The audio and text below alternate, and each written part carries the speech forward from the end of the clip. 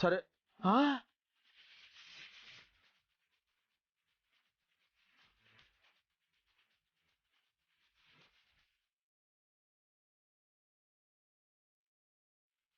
మా నలుగురు పిల్లలకి పెళ్లిళ్ళు చేస్తానంటున్నారు కాబట్టి నేను మీతో చేతులు కలుపుతున్నాను.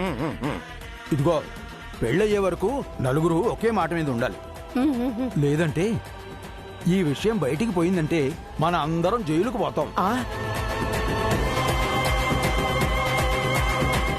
మళ్ళీ మన తరఫున వాదించడానికి లాయర్ రాజేంద్ర ప్రసాద్ గారితో వాదించడానికి ఏ లాయరు రాడు.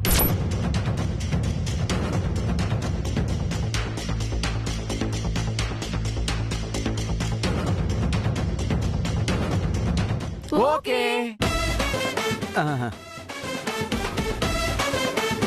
ఇదిగో మరీ పెళ్ళయ్యే వరకు జాగ్రత్తగా చూసుకోవాలి. అలాగే ఉంటారు మరి.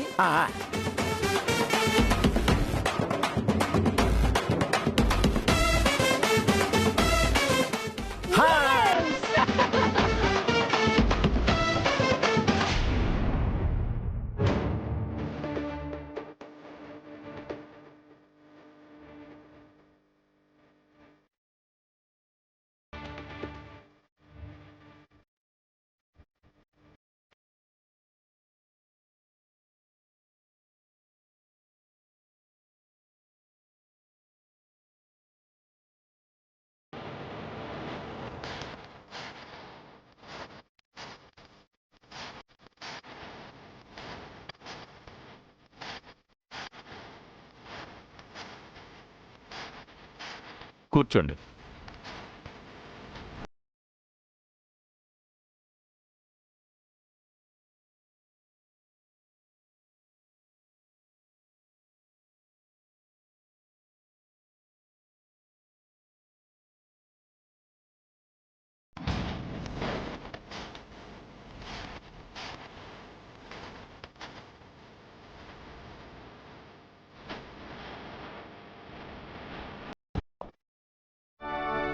Case number 34/22.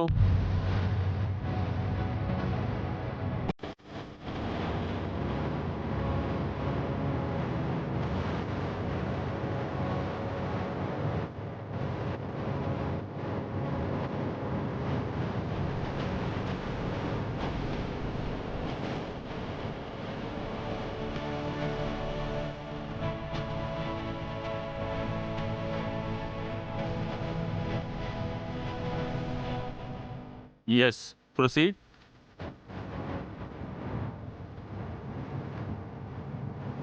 యువర్ ఆనర్, ఈ ప్రపంచం బలవంతులది, బలహీనులు వారికి బానిసలన్న మాట మీరు వినే ఉంటారు.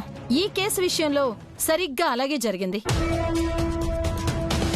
నా క్లయింట్ గురవయ్య, వారి కూతురు మల్లి, గౌరవ న్యాయవాది శ్రీ లగడపాటి రాజేంద్ర ప్రసాద్ గారి అబ్బాయి సుదీప్ నా క్లయింట్ మల్లిని ఉద్దేశపూర్వకంగానే ఇంటికి పిలిపించుకొని అత్యాచార యత్నం చేశాడు.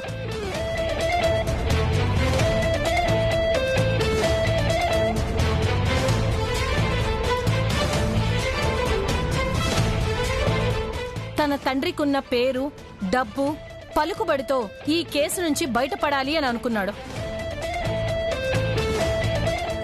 నా క్లయింటు పేదవాడు మరియు వెనుకబడిన తరగతికి చెందినవాడు. నిందితుడు సుదీప్ ని కఠినంగా శిక్షించి నా క్లయింట్ కి న్యాయం చేయవలసిందిగా మనవి. That's all your honour.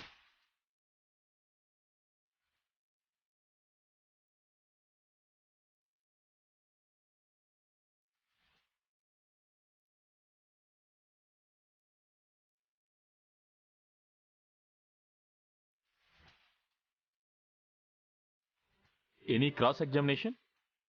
Yes, Your Honor.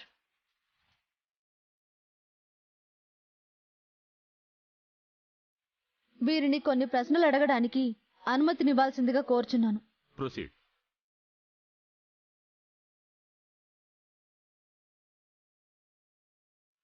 మీ పేరు చెప్పండి. మీకు తెలియదా అమ్మా? అడిగిన దానికి సమాధానం చెప్పండి. నా పేరు గురవయ్యమ్మ. మీరేం చేస్తూ ఉంటారు? అదే బతకడానికి ఏం చేస్తూ ఉంటారు? మేమేమన్నా మీలా పెద్ద పెద్ద చదువులు చదివామమ్మా. ఇక కూలో నాలో చేసుకుని బతుకుతున్నావమ్మా.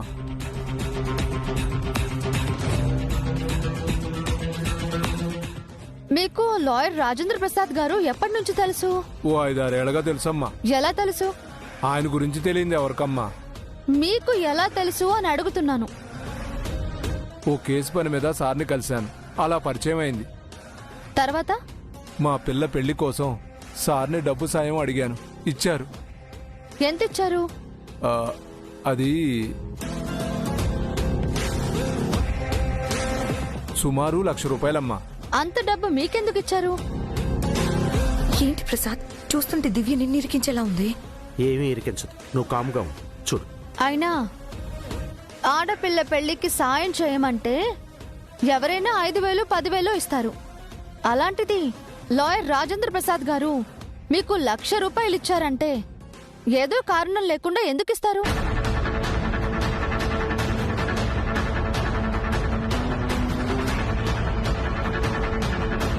I object your honour. ఈ కేసుకి ఆ డబ్బుకి ఎలాంటి సంబంధం లేదు. ఉంది యువర్ ఆనర్. ఈ గురువయ్య కాంతమ్మలు దొంగ సాక్ష్యాలు చెబుతూ అదే విధిగా బతికేవారు. ఇదే కోర్టులో ఎంతో మంది న్యాయవాదులు వీరిని తమ దొంగ సాక్షులుగా ఉపయోగించుకున్నారు. అలాగే లాయర్ రాజేంద్ర ప్రసాద్ గారు కూడా ఒక కేసులో న్యాయాన్ని గెలిపించడం కోసం ఆపద్ధర్మంగా వీళ్ళని సాక్ష్యాలుగా ఉపయోగించుకున్నారు. ఆ కేసు కూడా గెలిచారు.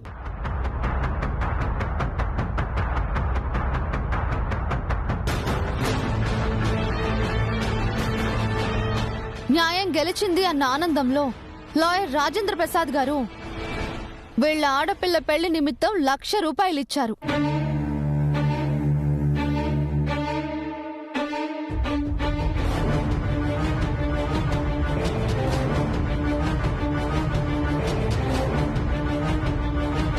అబద్ధం యువర్ ఆనర్. వీరు దొంగ సాక్ష్యాలు చెప్పేవారు కాదు. 1-2 కేసుల్లో తాము చూసింది, తమకు తెలిసింది కోర్టుకొచ్చి చెప్పుండొచ్చు. అంత మాత్రాన వీళ్ళు దొంగ సాక్షులు ఎలా అవుతారు? అయితే లాయర్ రాజేంద్ర ప్రసాద్ గారు కేవలం తన మంచితనంతో వీరి పిల్ల పెళ్లికి 1,00,000 రూపాయలు ఇచ్చారు అంటున్నారు.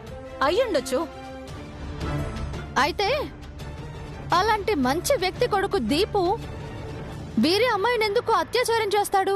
తండ్రి మంచివారైనంత మాత్రాన కొడుకు మంచివారయ్యుండొచ్చు అనే రూలేం లేదు కదా యువర్ ఆనర్. రాజేంద్ర ప్రసాద్ గారు మంచివారే, కానీ వారబ్బాయి సుదీప్ దురుద్దేశం కలవాడు. అందుకే మల్లిపై కన్నేసి ఇంటికి పిలిపించుకొని అత్యాచార యత్నం చేయబోయాడు.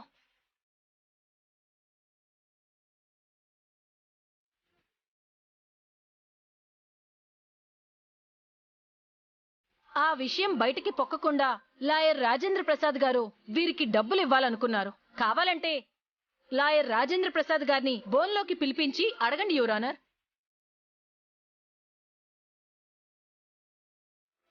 యువర్ ఆనర్, రాజేంద్ర ప్రసాద్ గారు ఈ కోర్టులో ప్రముఖ న్యాయవాది, మీకు సుపరిచితుడు కూడా.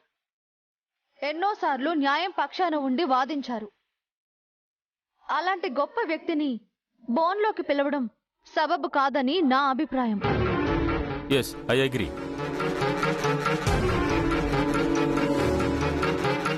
లాయర్ సుజాత గారు, ప్రసాద్ గారి మీద అభియోగం మోపే ముందు మీ దగ్గర సాక్ష్యం ఏదైనా ఉందా? ఉంది యువర్ ఆనర్.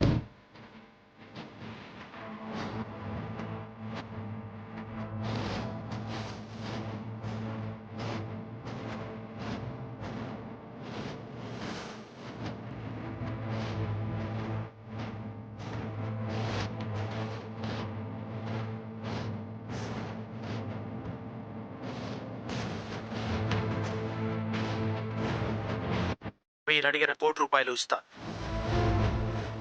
ఇది నా పరువుకు సంబంధించిన విషయం.